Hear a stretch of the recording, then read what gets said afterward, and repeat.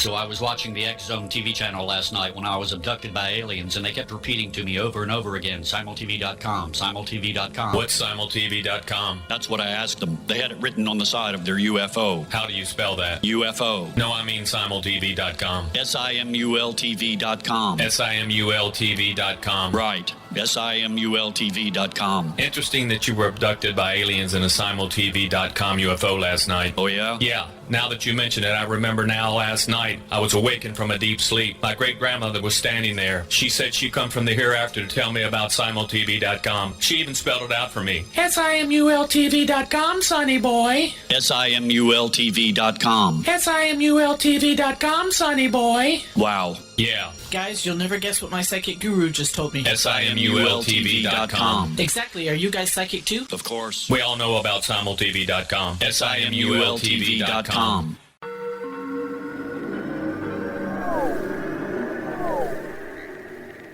Roswell in the 21st century is a detailed re-examination of the Roswell UFO crash case. I have studied the evidence for more than 30 years, and I now put that evidence under a microscope in a cold case examination of the facts. These facts might not please everyone. They are based on my comprehensive investigation that took years to complete, but they do lead to the conclusion that whatever fell was not built on Earth.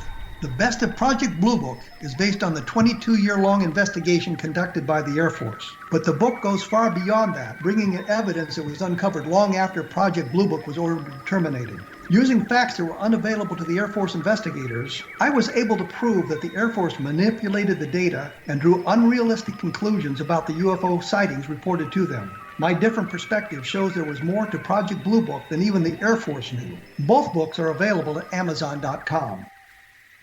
Join Patty Conklin and Healing Within Radio each week. More than entertainment, Healing Within offers educational, useful tools for everyday life. Listen for help overcoming fear, anxiety, and depression. Patty knows about eliminating cancer, MS, dementia, Parkinson's, and a host of illnesses that we face every day. Life can be good. Life is good. All you need are simple tools to start changing your life. Start right now by visiting pattyconklin.com, PATTICONKLIN. No matter where you are in the world, you can work with Patty through Skype, phone, or in person, visiting one of her retreats in Georgia. Visit pattyconklin.com today or call our offices at 404-474-0086. That's pattyconklin.com or call 404-474-0086.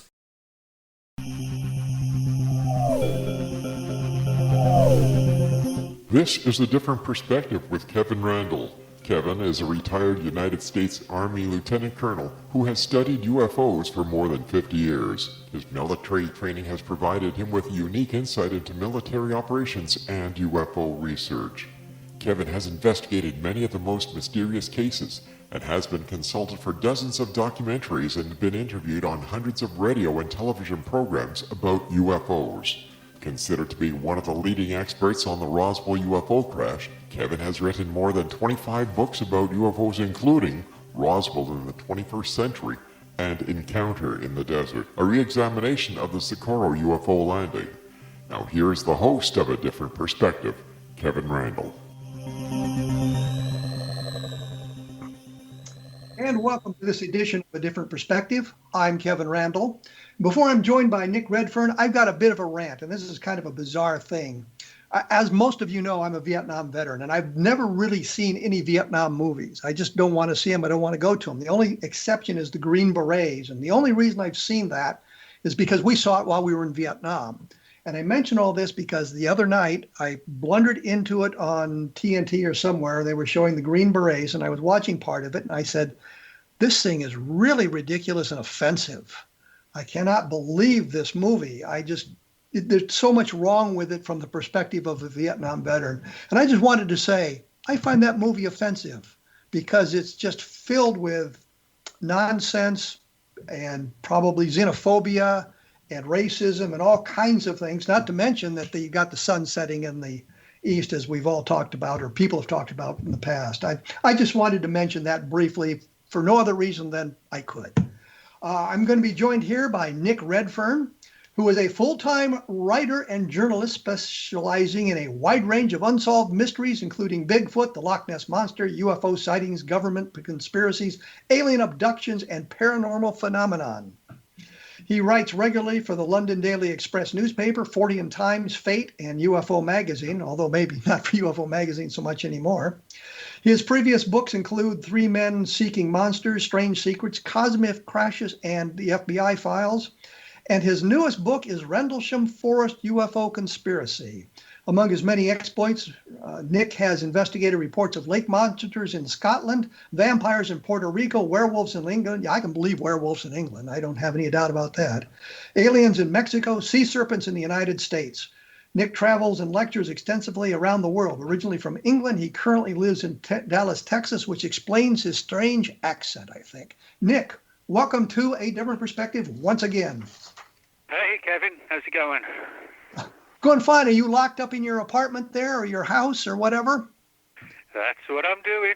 Yeah, I'm not one of these crazy people who thinks that, somebody says it's okay to go outside, so everybody goes outside, No, you can go That's outside. just stupid. You can go outside. Well, yeah, Don't hang around with a lot of people. Well, yeah, I don't mind going outside, but, when there's like 40, 50 people around, I just don't see the point of risking it, so. Yeah, I'm kind of in that category as well. And I guess as a writer, you understand this as well as I do, which is we sit in front of our computers day after day in the house and really don't go anywhere. So being locked into the house isn't that big a difference.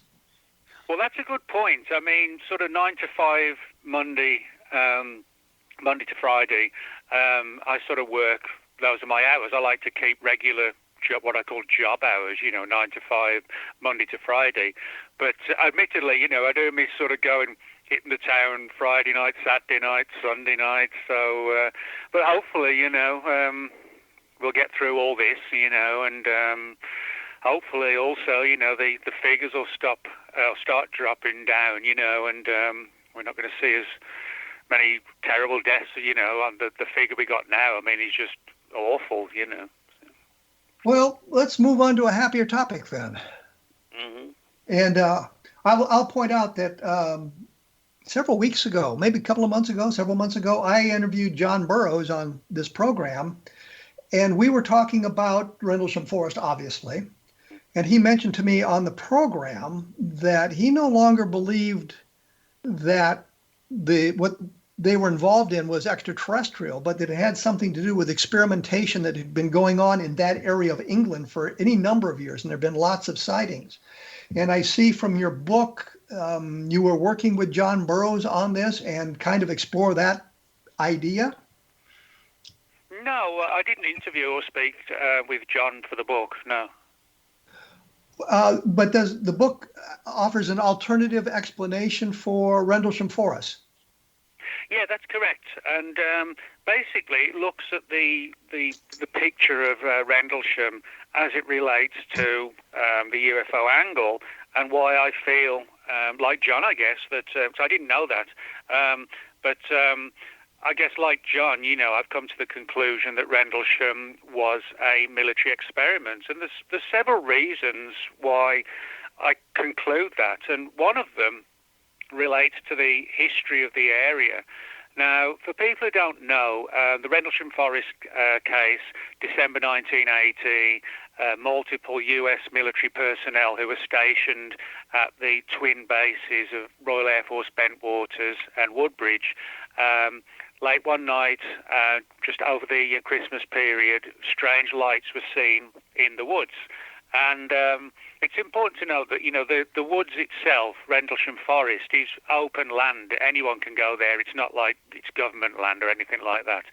So the guys who saw these lights outside of the base actually had to get permission to go into the woods because, as I said, it's UK soil. It's not part of the bases.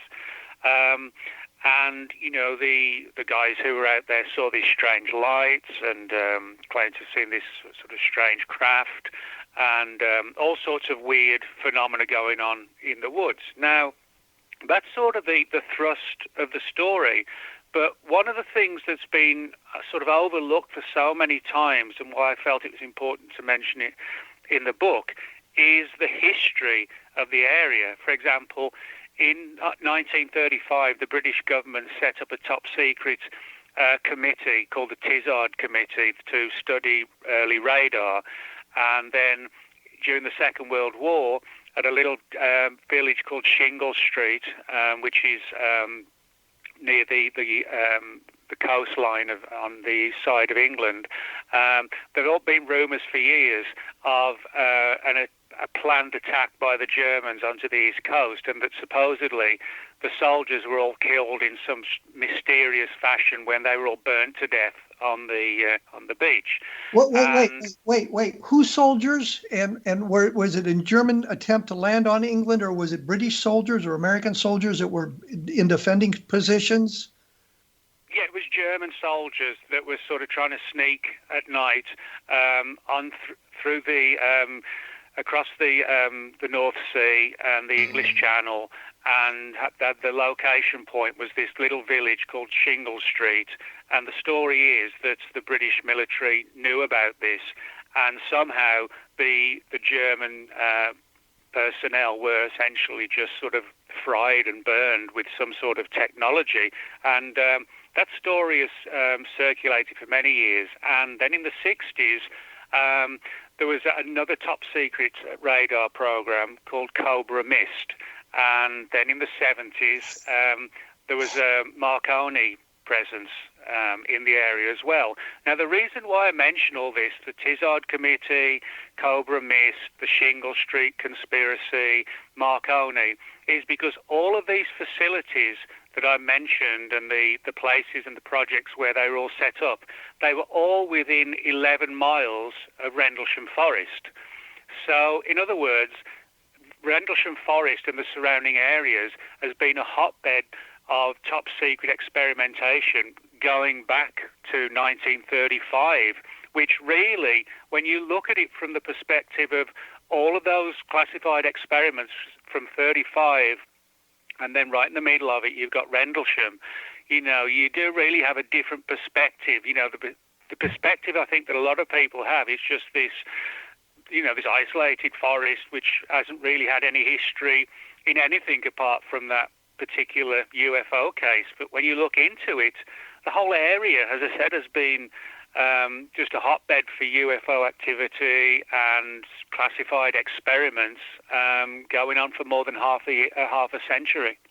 Well, this is why I thought, and I hadn't seen the book, why I thought John Burroughs was involved, because John Burroughs made a big deal when he was on the program, or mentioned that there had been a lot of experimentation going on in the area and a lot of scientific research going on in the area, and that what they had seen during those days in December were probably maybe part of some of that experimentation, and that it wasn't just confined to those few days in December of 1980, but it was things that had gone on before and things that had gone on afterwards, but everybody focused narrowly on those specific days and those specific sightings. So that's why I thought John Burroughs had been somewhat involved in your book, mistakenly so, but that was why I drew that conclusion.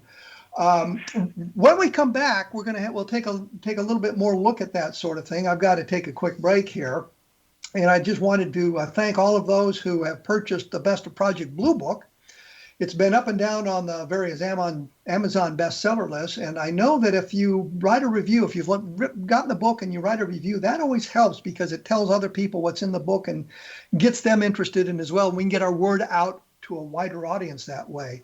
I, of course, do my blog at www.kevinrandle.blogspot.com, and I'll have more information about this. And I'll link to the article or the interview I did with John Burroughs so that you all can hear what he had to say that kind of reflects what Nick is saying here. We will be back right after this with more with Nick Redfern and Rendlesham Forest and those controversies, so please stick around.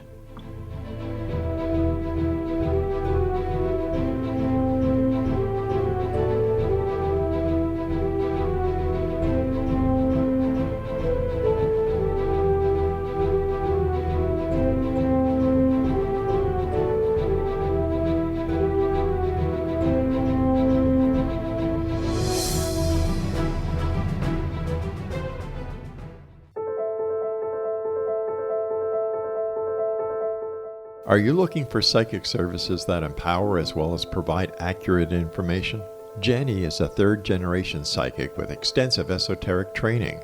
A practicing professional intuitive for over 30 years, her accuracy is astounding. While most psychics can read what will happen to you if you don't change directions, Jenny understands the future is subjective. While there is a river of time we all traverse, that river has many waves, eddies, currents, and tributaries from which to choose. With Jenny as your guide, you can explore the many possible outcomes in the river of time and navigate your course to the one of your liking. Take control of your future. Book your life-changing session with Jenny today at www.gen-e.net. That's www.gen-e.net.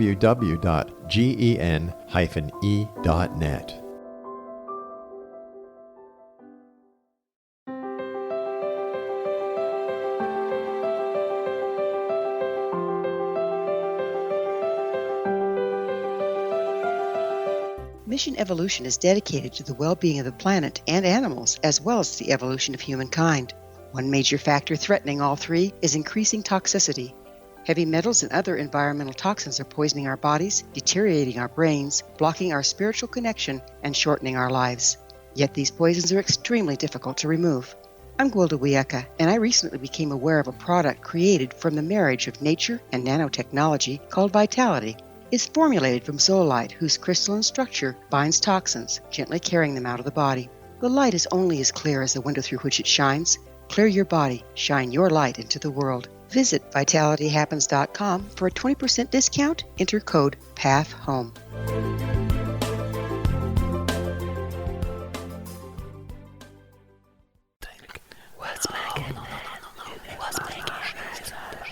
In the mid-1990s, I was approached by a young woman who believed she'd been abducted by alien creatures. In conversations, I began a journey that took me not into the world of interstellar travel, but back through time into past lives. Under hypnotic regression administered by a professional rather than describing abduction, Jenny, as she is called, begins to tell a tale of horror in 19th century London. Her unbelievable past life seems to connect with Jack the Ripper and other monsters of the past. Throughout the session, Jenny provides a rich detail of her past lives that links some of the most horrific killers in history to one another. Using the resources of a university library in the pre-internet's day, I was able to verify some of Jenny's claims. She has knowledge that wasn't readily available to a suburban housewife. Does this prove the reality of her tales? Conversations attempts to answer that and other provocative questions. Conversations is available at Amazon.com.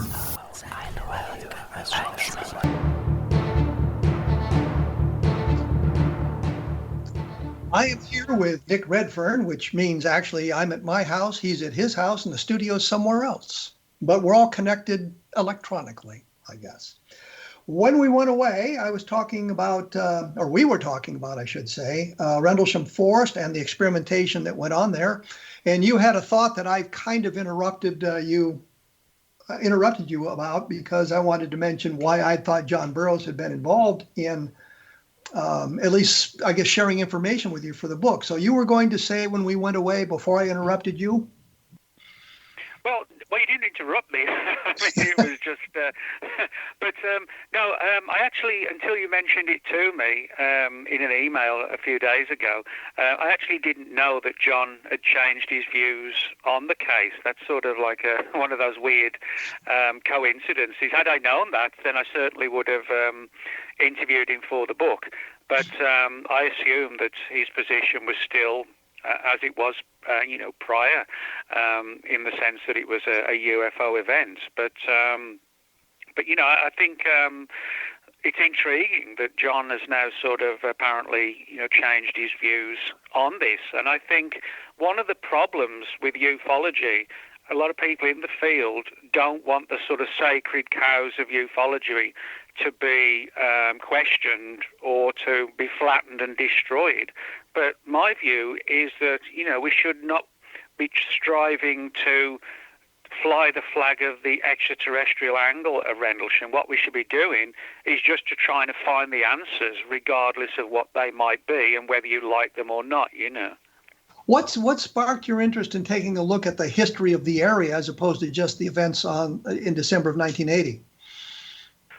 Well, I mean, part of the reason was because, as a kid, as I grew up, just about a 3-hour drive from Rendlesham Forest. So when the case sort of broke in the 1980s, I would go over there. I mean, back then, when Rendlesham happened, I wasn't at work or even university or college. I was still in early high school, when Rendlesham Forest happened. So there was no way I could have investigated back then. But when I sort of got to my 20s, I started going over to the area on a number of occasions. And you cannot fail to see the military presence that exists there. And so I guess like like Roswell, I started to sort of collect material and interview people and, put threads together and things like that. And it was very much sort of a slow process, not because there wasn't some intriguing material, but it was, if I was going to do a book on it, it was going to require a long period, to get all the material together. And I pretty much got it all done or put it all together later last year, which, and it genuinely really was sort of, just a coincidence that at the end of next year, the end of this year is the 40th anniversary. That was sort of, I guess, like another weird kind of coincidence or weird happening, But as I said, if you go over there, you cannot fail to see, the military history and connection in and around the county of Suffolk where the event occurred. And there's one of the other things as well, there were these rumours of when the guys were in the woods that there was a team filming them, not filming the UFO or the strange lights, but having their cameras aimed at the guys, which kind of, even when I was sort of reading the early books about this, I kind of thought, well, hang on a minute, why are they filming the guys? Why aren't they filming the UFO? So it was things like this and the location and the military presence made me think, there could be more to this or less to it, depending how you approach it. Well, both Peniston and Burroughs told me on the programs when they were on it that they had been interviewed by the Air Force OSI and subjected possibly to chemical regressions and that sort of thing. Does that fit in with your theory at all? Is that prominent in the book? Well, yeah, actually the thread of drugs in relation to, the personnel actually runs through the book. For example, one of the facilities that I talk about in the book is a top secret facility in the southwest of England called Fortean Times. And Fortean Times is where, from the 1950s onwards, the scientists there started to get deeply interested and involved in hallucinogenics and LSD as a means to use them against, say, for example, captured Soviet agents. But they also looked into things like the feasibility or the potential feasibility of creating hallucinogenics which could be delivered in an airborne fashion. In other words, create a situation where people on the battlefield, the enemy on the battlefield, could be sort of disabled by some vivid hallucinations, terrifying hallucinations, things like that. Now, that on itself is just, one controversial piece of British military history.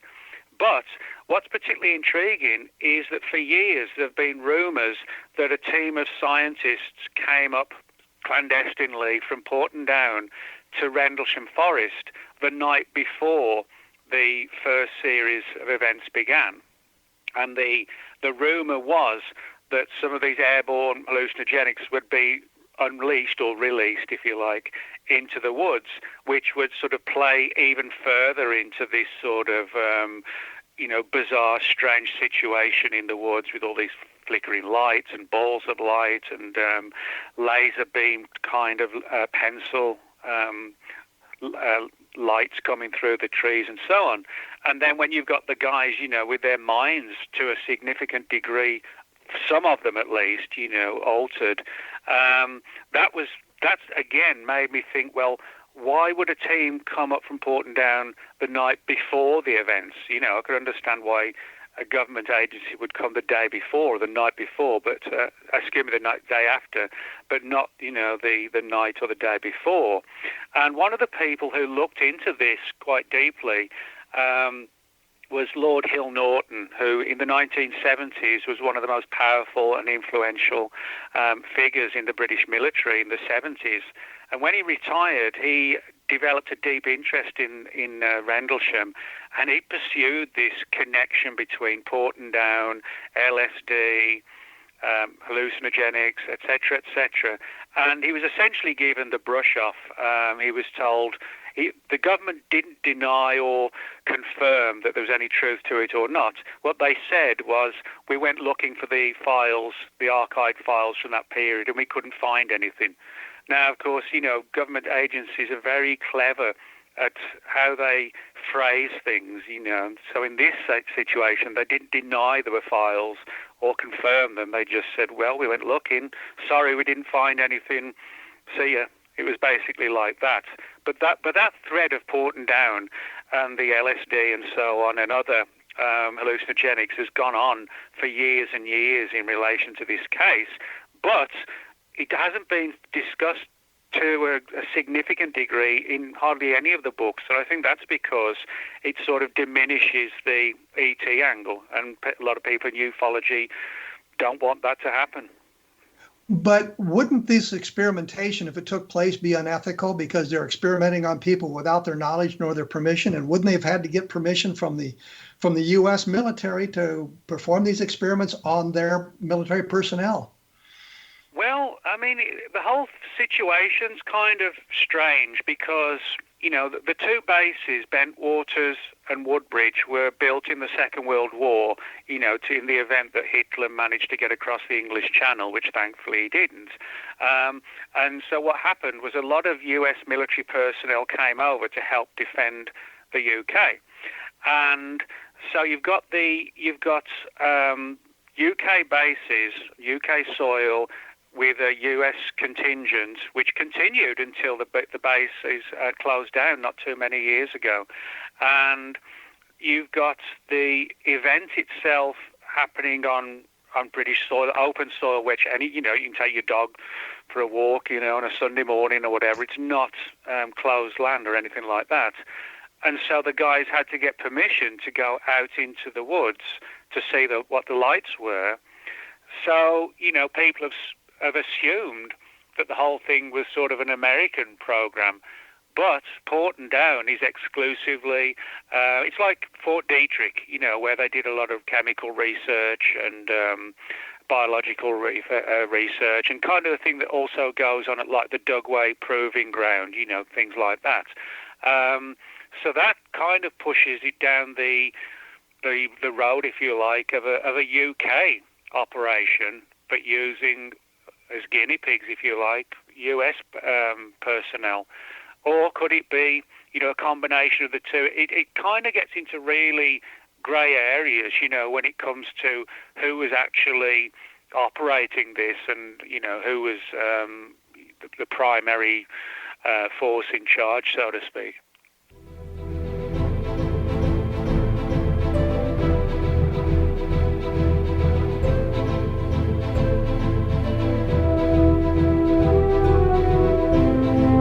Paranormal on the Exo Broadcast.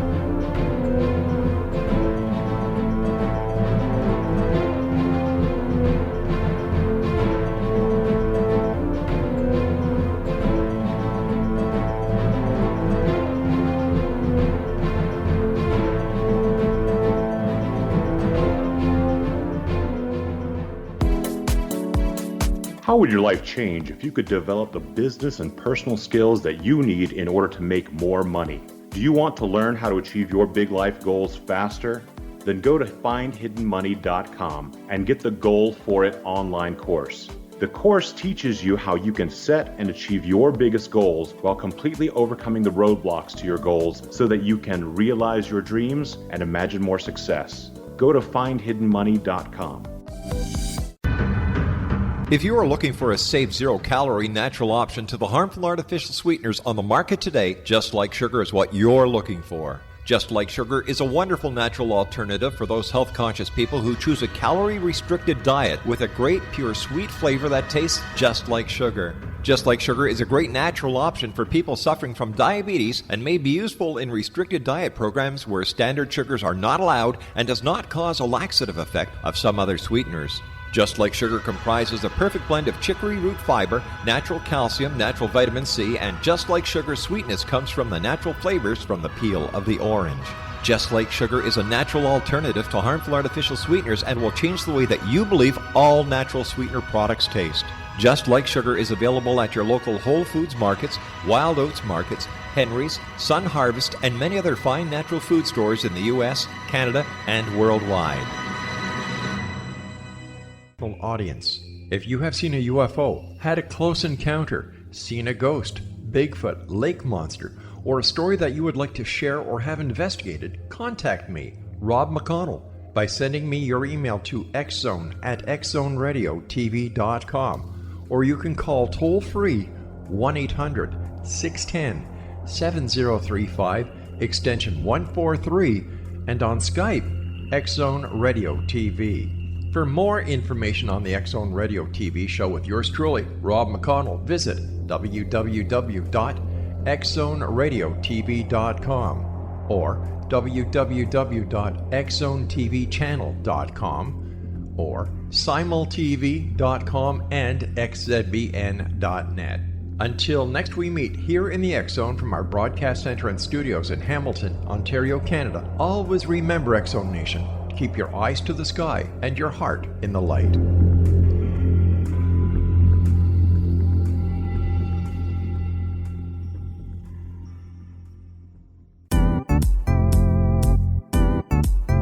Memorable dynamic presentations are a not-so-secret weapon in the business world. Do you have a powerful message that must be shared, but you haven't found a way to deliver that message? Do you want to be known as a top public speaker who gets amazing results? Are you ready to create and deliver your powerful message? Thomas Hides can help you create and deliver your speech to get the results you desire. Visit iconquality.com.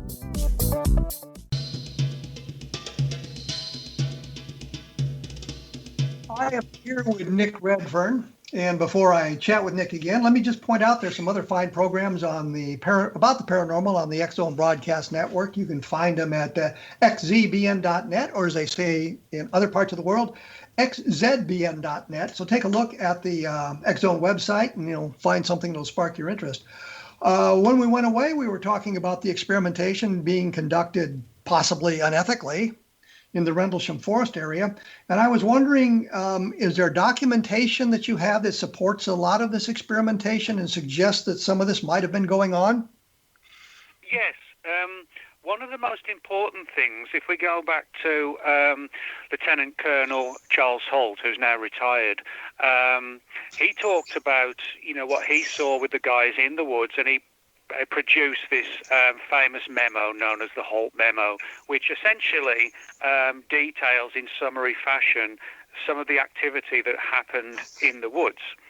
Now, one of the things he talked about seeing was like these balls of light in the sky, and also this pencil-like red laser beam also in the woods. Now, that's one of the most important things, as I see it at least, in the story, in the book, and I'll explain why. I was able to get hold of a number of documents from the Edgewood Arsenal in Maryland, and it showed that in the mid-1960s they were doing classified experimentation into trying to weaponize and control ball lightning. And of course, for many people in ufology, you mention ball lightning. It's sort of it's like an anathema. But the fact is that Edge performing these experiments to try and figure out if they could control ball lightning and use it as a weapon where it could be directed on the battlefield to enemy tanks, trucks, etc. And one of the experiments was to sort of have a guiding line of laser beams, which would allow them to essentially see where the ball lightning was heading. And when you read these documents, which are FOIA documents, they've been officially released through the Freedom Information Act, they show that in these experiments at Edgewood, they were trying to figure out how to control ball lightning. It also involved laser beams. And then when you look at the Holt memo with these strange balls of light and these red beam lights coming down to the ground, it almost, it's practically like a mirror image of the other one. And for me, that's one of the most important things. And even, for example, Georgina Bruni, who in 2000, she wrote a book on Rendlesham called You Can't Tell the People. And although Georgina went primarily down the angle that it was an extraterrestrial event, even she take away the fact that, there were so many similarities between these late 1960 experiments using laser beams and trying to, as I said, control ball lightning.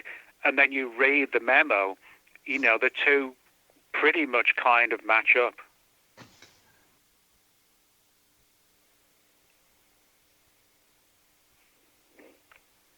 Pandeston, when he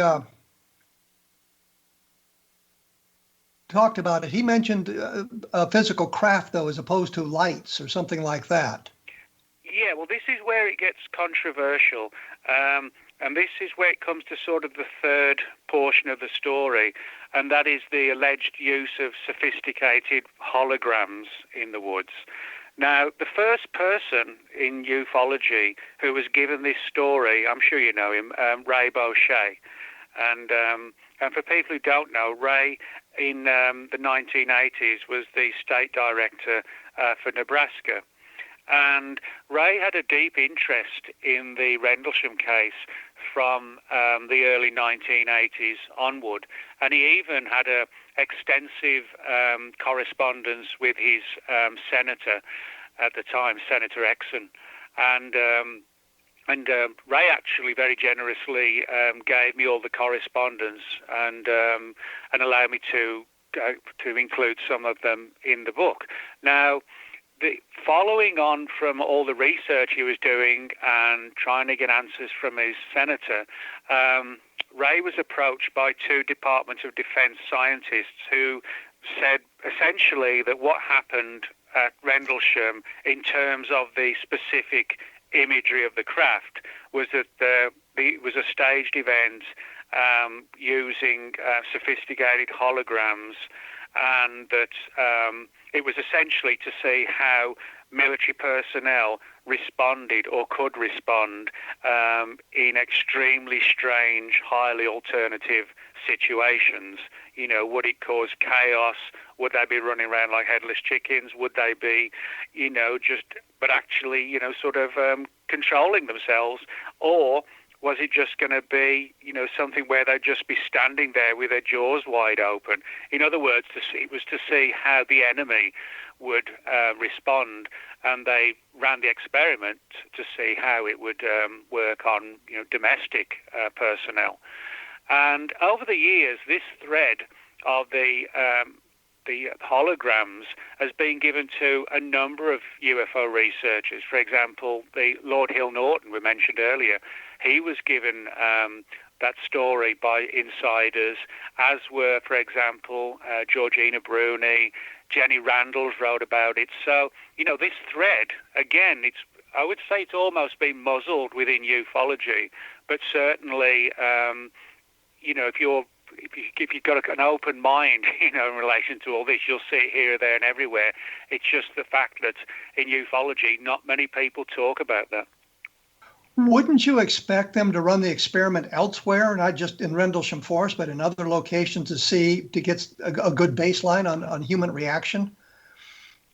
Well, I mean, if you want to do it in the UK, I talk about this next bit in the book. One of the things I find interesting is the timing. The events were sort of 26, 27, and through 28 of December. Now, that was the Christmas period, and a significant number of the people at the base had actually asked for a few days off, for Christmas.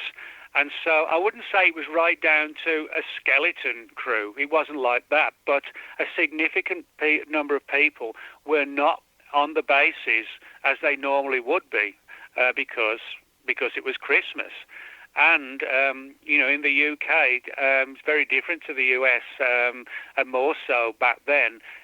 Just about every shop, every bar, club, restaurant, cinema in the UK at Christmas time would be shut down. There would be like a 5-day period where, unless you were the emergency services, everybody would be at home just celebrating for 4 or 5 days. So you wouldn't have many people out in the woods at any time, but at Christmas time there's going to be even less people there. So I find the timing, when the base is down because a lot of people asked for time off. It was Christmas. Most people were at home. And it happened late at night. I mean, the important thing to note, it didn't occur sort of like 2 o'clock in the afternoon, when somebody just might be walking around with their pet dog, We're talking about events that occurred at 3 a.m. deep in the woods. Again, most people probably wouldn't have been up at 3 a.m., But my point is, you've conducted a single experiment at Rendlesham Forest. Wouldn't you want to conduct that experiment elsewhere at other times to see if you get similar reactions to build a good baseline for your study? Oh, well, yeah. I mean, I'm sure that has happened. That wouldn't surprise me. In fact, I talk in the book about a very similar one that occurred in the early 1990s. The early 1980s. At another base called Royal Air Force Lakenheath, which I'm sure you've heard of, and a number of the guys came forward there talking about how they were taken to a wooded area and were essentially told something along the lines of, you're going to see some unusual lights and tell us what you think about it. And but in this one, it wasn't, they weren't being sort of, it wasn't a ruse, or they were actually told that this is going to be a really weird experiment and we want your opinions. So it would, and also just over the border of Suffolk, which is where Rendlesham Forest is, just over, you've got the county of Norfolk, and Norfolk was home to Royal Air Force Watton, which is now closed down as well. And there were rumours of a similar experiment going on the same night as Rendlesham Forest at Royal Air Force Watton. Now, what's intriguing is that Nick Pope, who's, a believer in the extraterrestrial angle, Nick followed up on rumours that a couple of military guard personnel who are walking their German Shepherds around the perimeter actually ran into a couple of guys dressed in full hazmat outfits.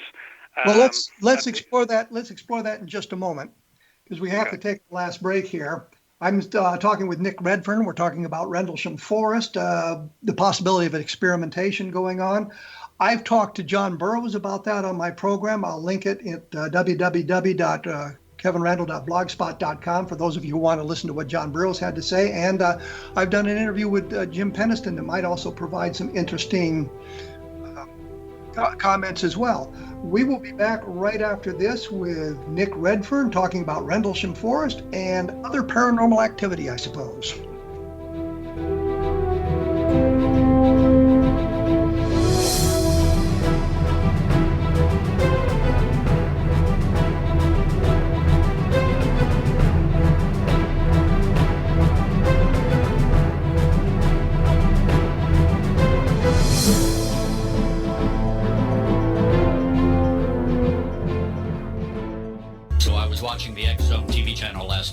was abducted by aliens, and they kept repeating to me over and over again, simultv.com, simultv.com. What's simultv.com? That's what I asked them. They had it written on the side of their UFO. How do you spell that? UFO. No, I mean simultv.com. simultv.com. simultv.com. Right. simultv.com. Interesting that you were abducted by aliens in a simultv.com UFO last night. Oh, yeah? Yeah. Now that you mention it, I remember now last night I was awakened from a deep sleep. My great-grandmother was standing there. She said she come from the hereafter to tell me about simultv.com. She even spelled it out for me. simultv.com, sonny boy. simultv.com. simultv.com, sonny boy. Wow. Yeah. Guys, you'll never guess what my psychic guru just told me. simultv.com. Exactly. Are you guys psychic too? Of course. We all know about simultv.com. simultv.com.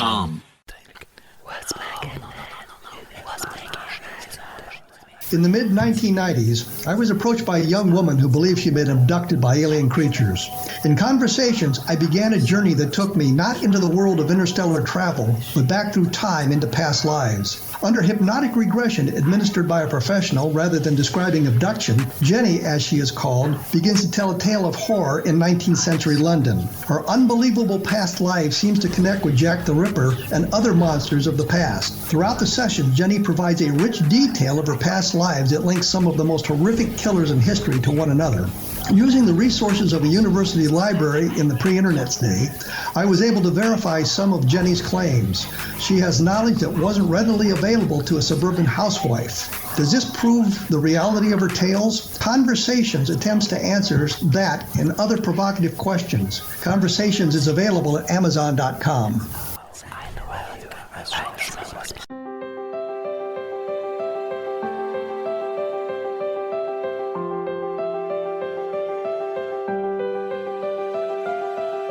Mission Evolution is dedicated to the well-being of the planet and animals, as well as the evolution of humankind.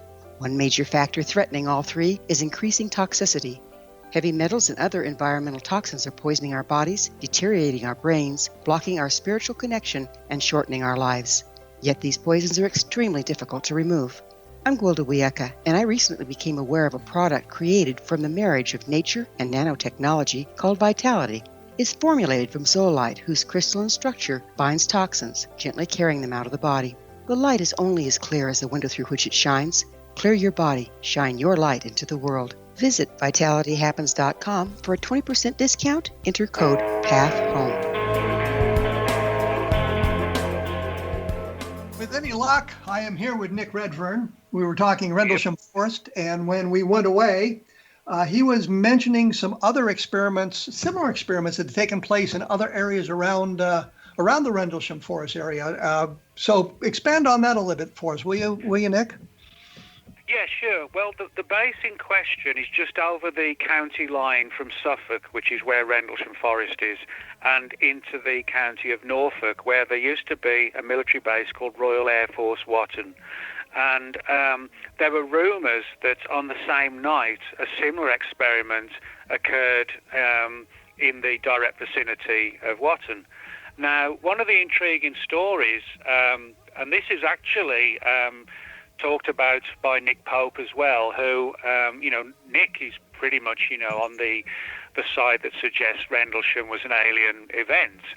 But the story is that there was a number of personnel, guard people around the base who got a couple of German shepherds with them, and they almost quite literally bumped into two guys dressed in hazmat type outfits, and they were essentially told, you shouldn't be here because something's going to be going down later on the evening. And the two guys did not know what it was, obviously, but it was clear that something strange was going to go down, near Watton on that night in the early hours. And there was clearly at least two guys already in the area, all dressed up in hazmat outfits. So again, this is important because they were there prior to something going to occur, kind of just like the story with Porton Down, that they'd sent a team in prior to the events occurring, which again suggests to me this was a pre-planned kind of situation rather than just, a UFO event coming quite literally out of the blue. Well, here's a question that kind of bugs me, and it's because it happens to me all the time as well. You've written 2 books now, at least 2 books, that are somewhat debunking. You did Body Snatchers in the Desert, which suggested an alternative explanation for Roswell, and now you've done, and I haven't mentioned it enough, I should have done that, Rendlesham Forest, a UFO Controversy, and suggesting an alternative explanation.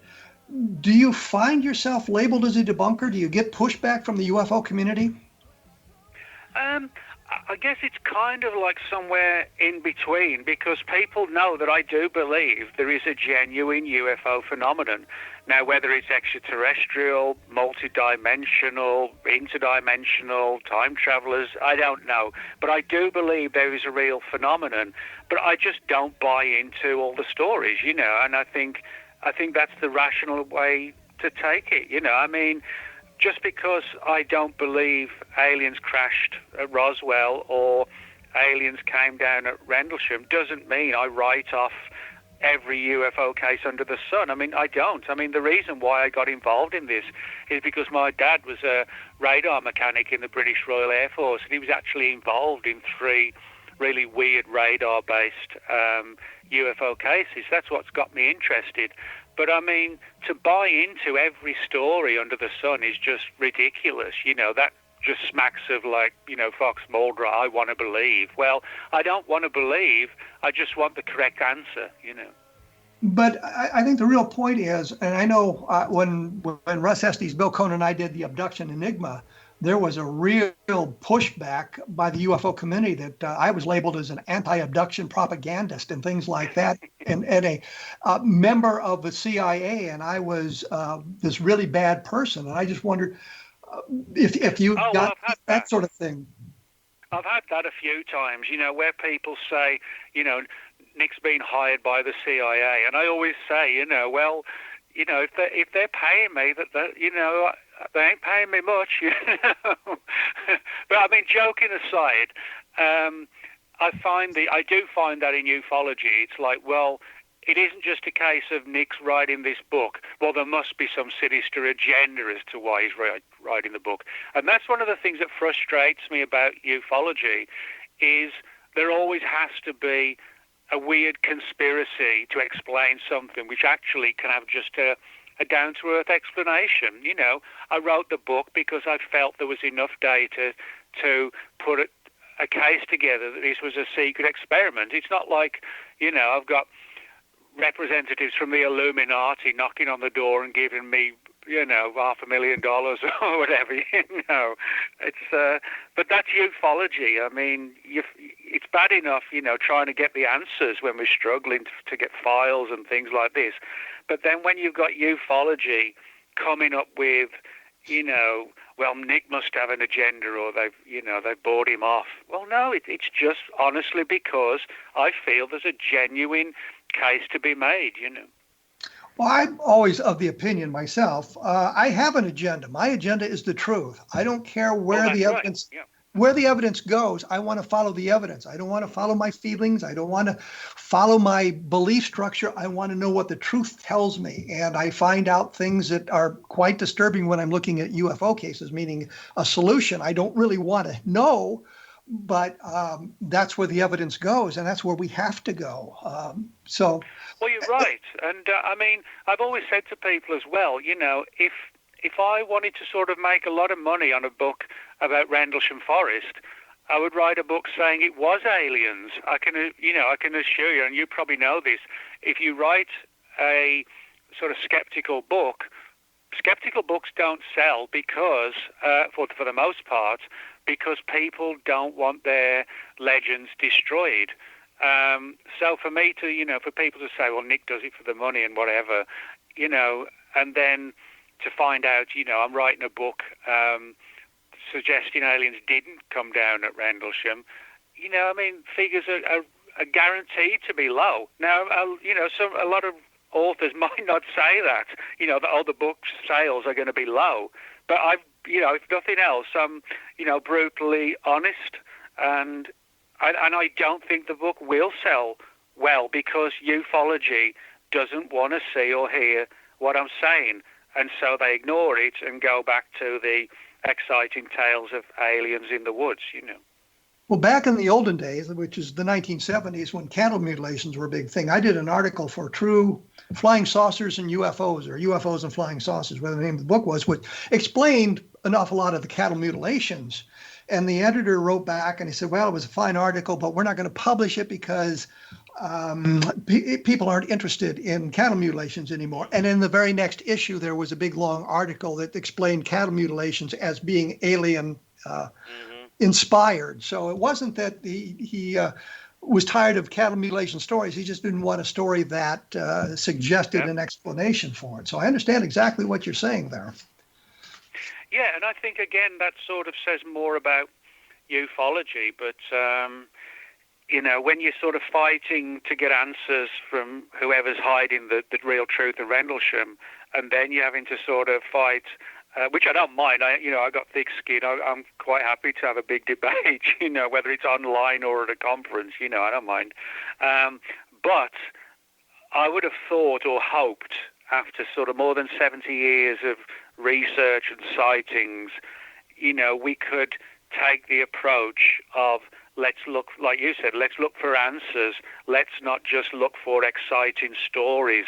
But it just doesn't always work like that, But the other side of the coin is sometimes you have no explanation. There is no good explanation for something, and all you can do is say, well, that's the very definition of unidentified.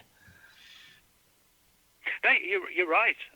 But again, people don't want their stories sort of left as unresolved, They see it sometimes as a letdown. Well, it's not a letdown. It's just you've gone as far as you can, Yeah, absolutely. Hey, Nick, we're out of time here. I'd like to thank you for joining me on A Different Perspective. I guess your website is nickredfernfortean.blogspot.com. The book is Rendlesham Forest UFO Conspiracy. Oh, I'm sorry, UFO Controversy. Don't know why I can't read my own. Conspiracy. Pardon me? Conspiracy. Oh, it is conspiracy. Oh, Rendlesham Forest UFO Conspiracy. I don't know what the name of the book is anymore. Sorry about that. Anyway, thanks for joining us here, and I'm sure we'll be in touch and have you on the program again soon, talking about your next book, which will probably come out next week. So, maybe. Thank you much, Nick. All right, thanks, Kevin. Being here on A Different Perspective. As I say, that was Nick Redfern, and somehow I've got the book down wrong. It's the Rendlesham Forest UFO Conspiracy. I was right on the first place. Once again, if you're interested in Roswell, I did a book called Roswell in the 21st Century, which I think deals with some of the Roswell case in a similar vein that Nick was talking about with the Rendlesham Forest, although I don't have a very good explanation for what happened at Roswell. I still lean toward the extraterrestrial, but it's just not the same robust case it was 15, 20 years ago, given what has happened on it. One of the cases that I do find very appealing and very mysterious, of course, is the Lonnie Zamora UFO landing case from 1964, and I did the book Encounter in the Desert. So you need to take a look at that. And I've gone through the Project Blue Book files and come up with a number of cases that I don't think were explored properly by the Air Force, and it's all laid out in a book called The Best of Project Blue Book. And I brought in evidence and information that the Air Force couldn't have possibly had, but was developed long after the cases were closed and Project Blue Book went away.